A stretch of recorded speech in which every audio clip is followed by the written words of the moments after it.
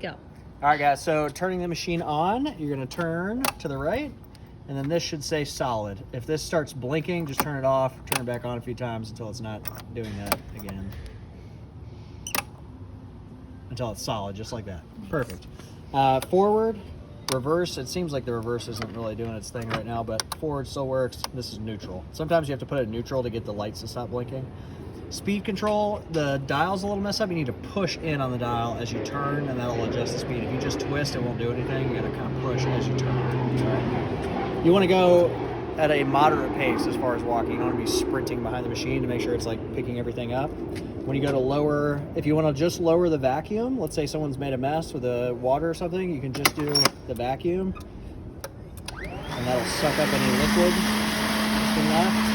If you want to clean, you're going to put the brush down as well. Turn the water on and get it going. Alright. When you're done, the brush goes up. I usually leave the vacuum down, especially if you're like leaving the gym, just to make sure you get any excess water as you're leaving the area you just cleaned, and then vacuum can come up as well. Alright. As far as filling the machine, water and hose goes in here. And then we usually just put a dash of vinegar up front. We do have some cleaning packets also that are in the shower room if you want to use one of those cleaning packets. Just one cleaning packet is good. This will show you the water level of how much water is in the tank. The fill line. If you accidentally go to turn the machine on and you... Oh, actually, let's go over filling and emptying. So we did the filling. If you go to empty... On this side, there's the emptying container. You're gonna pick this up, keep it facing you as you twist and unlock it, and then you're gonna let it fall to the side. Water will start and nastiness will start coming out, so just make sure you're not super close to it. We usually leave it out back somewhere. Over there. Yeah, out of the way. Cool. Empty it after every clean. Correct, or else it'll stink to high heaven. If you go to twist this and accidentally undo the brush will fall like that. To turn it back on, you just turn it on, and then you're gonna drop the brush, or drop the thing right on the brush, and then just hit the handle, and it'll pick up the brush. All right, and then when you pick it up, the brush will be off the brush.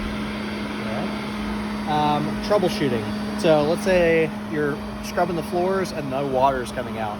You either need to make sure the machine's filled, because if there's no water in it, there won't be any water on the ground, or over here, there's a little filter that gets junk out of the line, and sometimes it'll get clogged, so you just unscrew this little piece, make sure there's no junk in there. It'll look like snot, and then you're gonna screw it back on, and you just need to make sure you screw it in pretty tightly, otherwise it'll drip when you put it up. All right. Let's say that if you're going in between the rigs, sometimes it'll knock the sucker up. So these things typically it'll fall off like that. Right? You just need to unscrew this a little bit, put it back on, and then tighten it back up. And there's one on either side. Sometimes when you're getting it out from the kettlebells, that'll do that. So just make sure it's nice and tight.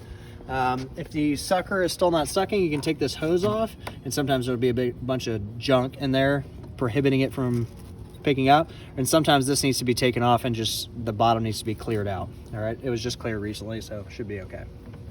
Yeah, it was.